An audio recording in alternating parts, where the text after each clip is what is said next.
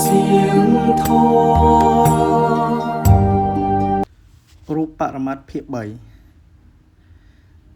នៅក្នុងមេរៀននេះយើងនឹងសិក្សាអំពីរូបទី3ឈ្មោះថាកន្ធៈឬក៏កន្ធិរមដែលនៅភាគទី1និងទី2យើងបានសិក្សាអំពីរូបទី1គឺរូបអារម្មណ៍រូបទី2គឺសតិរមនិងនៅក្នុងមេរៀននេះយើងនឹងបន្តសិក្សាបន្តអំពីកន្ធៈឬក៏កន្ធិរមកន្ធៈឬក៏កន្ធិរមនេះគឺជាក្លិនកន្ធៈនឹងមានន័យថាគឺជាក្លិនវាជាសភាពលក្ខណៈធម៌ដែលប្រកបឬក៏វាកើតតាមផ្លូវច្រមុះនៅគណៈពេលដែលចិត្តកំពុងដឹងក្លិនតាមផ្លូវច្រមុះយើងហៅក្លិនដែលជាអារម្មណ៍របស់ចិត្តនៅតាមទ្វារច្រមុះនោះថាជាកន្ធិរម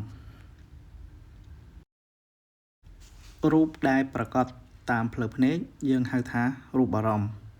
ចំណែករូបដែលប្រកបតាមផ្លូវត្រចៀកយើងហៅថាសតិរមនិងរូបដែលប្រកបនៅតាមផ្លូវច្រមុះយើងហៅថាកន្ធិរមដូច្នោះនៅក្នុងជីវិតរស់នៅប្រចាំថ្ងៃនេះធម៌ឬក៏ធម៌នោះគឺប្រកបគ្រប់គណៈទាំងអស់ដែលប្រកបនៅតាមផ្លូវភ្នែកត្រចៀកច្រមុះអណ្ដាតកាយចិត្តរបស់យើងអញ្ចឹងការសិក្សាពធគឺជាការសិក្សាអំពីលក្ខណៈដែលកំពុងតែប្រកបនៅក្នុងជីវិតជាប្រក្រតីរបស់យើងដែលកើតឡើងតាមទ្វារត្រចៀកច្រមុះអណ្ដាតកាយនិងចិត្តនឹកគិតអំពីរឿងរ៉ាវផ្សេងៗដូចជាការស្រឡាញ់ស្អប់ខឹងច្រណែនឈឺនេះជាដើមនោះអញ្ចឹងបើសិនជាយើងមិនប្រើពាក្យហៅថាកន្ធៈឬក៏កន្ធិរមឬក៏យើងហៅថាក្លិននោះទេតើសភាពលក្ខណៈក្លិននៅតែអាចប្រកបឡើងបានដែរឬទេទាំងរូបអារម្មណ៍ក្តីសតិអារម្មណ៍ក្តីឬក៏កន្ធិអារម្មណ៍នេះក្តីទោះបីជាយើងមិនប្រើពាក្យហៅឬក៏យើងមិនប្រើភាសាហៅថាក្លិនឬក៏រូបឬក៏សំឡេងឬក៏យើងប្រើជាភាសាផ្សេងជាភាសាថៃភាសាខ្មែរឬក៏ភាសាអង់គ្លេសក៏ដោយប៉ុន្តែសភាពលក្ខណៈនោះគឺវាប្រកបឡើងជាប្រក្រតីហើយគឺជាសភាពលក្ខណៈដែលមានពិតកំពុងតែប្រកបនៅតាមផ្លូវត្រចៀកភ្នែកច្រមុះអណ្ដាតកាយចិត្តរបស់យើងជាធម្មតាអញ្ចឹងទាំងនេះឯងគឺជាសភាពនៃបរមត្ថធម៌ដែលកំពុងតែប្រកបជាប្រក្រតីដូច្នេះធម៌គឺមានគ្រប់គណៈហើយគឺជាសភាពលក្ខណៈដែលកំពុងតែកើតឡើងនៅក្នុងជីវិតជាប្រក្រតីធម្មតាមិនមែនទាល់តែយើងថាត្រូវទៅសមាធិឬក៏យើងថាត្រូវទៅវត្តធ្វើបុណ្យបែបនេះបែបនោះទើបមានធម៌នោះទេគឺធម៌កំពុងតែប្រកបកើតឡើងក៏ប៉ះខ្ទប់ជាមួយនឹងចក្ខុប្រសាទជាមួយនឹងសោតប្រសាទជាមួយនឹងខិនប្រសាទប៉ះខ្ទប់ជាមួយនឹងកាយរបស់យើងអាសភាពក្តៅត្រជាក់រឹងទន់កម្រើកញ័រទាំងអស់នេះឯងគឺសុទ្ធតែជាធម៌ទោះបីជាយើងបានគិតពីវាឬក៏យើងមិនបានគិតពីវាយើងមិនបានប្រើពាក្យហៅថាជារូបអារម្មណ៍ជាសតិអារម្មណ៍ជាកន្ធិអារម្មណ៍ក៏ដោយប៉ុន្តែអាសភាពលក្ខណៈធម៌នេះធម៌ទាំងអស់ហ្នឹងគឺវាកំពុងតែកើតឡើងតាំងនៅរលត់ទៅគ្រប់ខណៈគ្រប់ពេលវេលាទោះបីយើងមិនដឹងថាទាំងអស់នេះគឺជាធម៌ឬក៏យើងដឹងថាវាគឺជាធម៌ក៏ដោយក៏សភាពលក្ខណៈធម៌ទាំងអស់នេះវាបានកើតឡើងតាំងនៅរលត់ទៅដែលមិនមែនជាសភាពលក្ខណៈរបស់សត្វបុគ្គលឬអត្តាតួខ្លួនអ្វីមួយនោះទេហើយវាក៏មិនស្ថិតនៅក្រោមអំណាចបង្គាប់បញ្ជាចង់បានរបស់យើងផងដែរអញ្ចឹងសភាពលក្ខណៈធម៌ឬក៏ការសិក្សាធម៌គឺជាការសិក្សាអំពីគឺជាការសិក្សាអំពីសភាពលក្ខណៈឬក៏ជាលក្ខណៈជាធម្មតាក្នុងជីវិតជាប្រក្រតីរបស់យើងនេះឯងចំពោះពាក្យថាកន្ធិអារម្មណ៍នេះបើសិនជាយើងមិនប្រើពាក្យហៅឬក៏ឈ្មោះហៅថាកន្ធិអារម្មណ៍ឬក៏ក្លិននេះទេតើវាមានទេក្លិនហ្នឹងគឺជាលក្ខណៈធម៌ដែលមានពិតកំពុងតែកើតឡើងហើយប្រកបមានហើយក៏រលត់ទៅវិញផងដែរនេះគឺជាលក្ខណៈរបស់រូបដែលបុគ្គល លោកសិក្សាចម្រើនស្តបដ្ឋានត្រូវរលឹកដឹងនៅខណៈដែលរូបគឺជាលក្ខណៈក្លិនកំពុងប្រកបកើតឡើងនោះឯងធម៌ណាកំពុងកើតឡើងជាប្រកដីក៏នឹងរលឹកដឹងនៅសភាពលក្ខណៈឬក៏អារម្មណ៍នោះអារម្មណ៍ឬធម៌ដែលកំពុងប្រកបជាប្រកដីនឹងដូចជារូបប្រកបនៅតាមផ្លូវភ្នែកគឺជារូបអារម្មណ៍សតិនឹងរលឹកដឹងនៅលក្ខណៈរបស់រូបអារម្មណ៍នោះ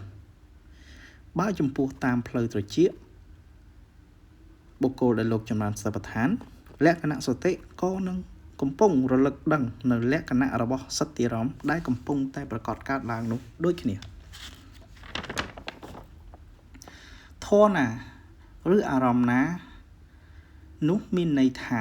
ជារូបសំឡេងក្លិនរសក្តៅត្រជាក់តឹងកម្រើកញាប់ផ្សេងដែលកំពុងតែប្រកបជាធម្មតានៅក្នុងជីវិតជាប្រចាំថ្ងៃនេះឯងចំពោះបុគ្គលដែលចម្រើនសតិប្បដ្ឋានគឺសតិនឹងរលឹកដឹងដល់នៅសភាពលក្ខណៈដែលកំពុងតែប្រចាំនៅតាមផ្លូវនីមួយៗផ្លូវឬទ្វារនោះគឺមានភ្នែកត្រចៀកច្រមុះអណ្ដាតកាយនិងចិត្តដែលកំពុងនឹកគិតរឿងរ៉ាវផ្សេងៗនៅក្នុងជីវិតប្រចាំថ្ងៃនេះឯងដូច្នោះចំពោះបុគ្គលដែលចម្រើនសតិប្បដ្ឋានលោកនឹងដឹងថាធម៌គឺជាសភាពដែលកំពុងតែកើតឡើងប្រព្រឹត្តទៅតាមទ្វារភ្នែកត្រចៀកច្រមុះអណ្ដាតកាយចិត្តស្រឡាញ់ស្អប់ខឹងពេញចិត្តមិនពេញចិត្តច្រណែនឈ្នានីសសោកសង្រេងទុកព្រួយអបអរគឺជាជីវិតពីមួយថ្ងៃទៅមួយថ្ងៃនេះឯងទាំងអស់នេះគឺសុទ្ធតែជាធម៌ឬក៏យើងប្រើពាក្យហៅថាធម្មៈឬក៏យើងហៅថាបរមត្ថធម៌ដែលកំពុងតែប្រកបកើតឡើងតាំងនៅរលត់ទៅមិនមែនជាសត្វបុគ្គលអត្តាតួខ្លួន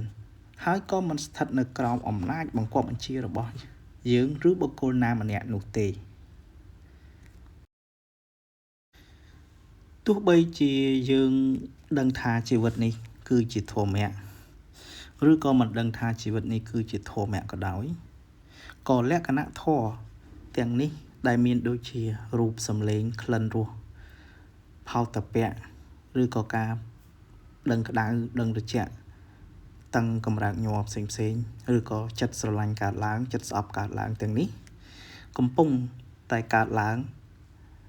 តាំងនៅហើយរលត់ទៅគ្រប់ខណៈជានិច្ចដូច្នោះការសិក្សាព្រះធម៌ឬក៏ការចម្រើនសតិប្បដ្ឋាន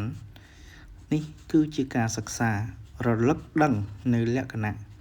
រូបសំឡេងក្លិនរសក្តៅត្រជាក់តឹងកម្រើកញ័រការស្រឡាញ់ស្អប់ចិត្តស្រឡាញ់ស្អប់ចិត្តគុំគួនចិត្តរីករាយចិត្តសោកសៅផ្សេងៗដែលកំពុងតែមានកើតមានឡើងជាធម្មតានៅក្នុងជីវិតរស់នៅប្រចាំថ្ងៃនេះឯងមិនមែនតែដឹងរឿងអស្ចារ្យរឿងនៅក្នុងលំហអាកាសរឿងរបស់ឋានសួគ៌ឬក៏វេទមន្តអាគមអ្វីមួយដែលធ្វើឲ្យមានសភាពលក្ខណៈអស្ចារ្យដូចជាការគិតរបស់យើងកន្លងមកនោះទេដូច្នោះសតិប្បដ្ឋានគឺជាការរលឹកដឹងនៅសភាពលក្ខណៈកំពុងប្រកបកើតឡើងជាធម្មតាក្នុងជីវិតរស់នៅជាប្រក្រតីចប់គន្ធារម្មណ៍ដែលជារូបទី3ក្នុងចំណោមរូបទាំង28នៃរូបបរមត្ថដូច្នេះយើងបានសិក្សាអំពីរូប3ទី1គឺរូបអារម្មណ៍ដែលជារូបប្រកបតាមផ្លូវភ្នែករូបទី2គឺសតិអារម្មណ៍ដែលជារូបប្រកបឡើងនៅតាមផ្លូវត្រចៀកនិងរូបទី3នេះគឺជាគន្ធារម្មណ៍ដែលជារូបប្រកបឡើងនៅតាមផ្លូវច្រមុះជាចុងក្រោយខ្ញុំសូមនមស្ការចំពោះព្រះគុណរបស់ព្រះរតនត្រ័យមានព្រះពុទ្ធពធព្រះសង្ឃជាទីពឹងជាទីរលឹកនៅក្នុងជីវិតដ៏ខ្ពង់ខ្ពស់និងសូមអរគុណសូរសៀងធម៌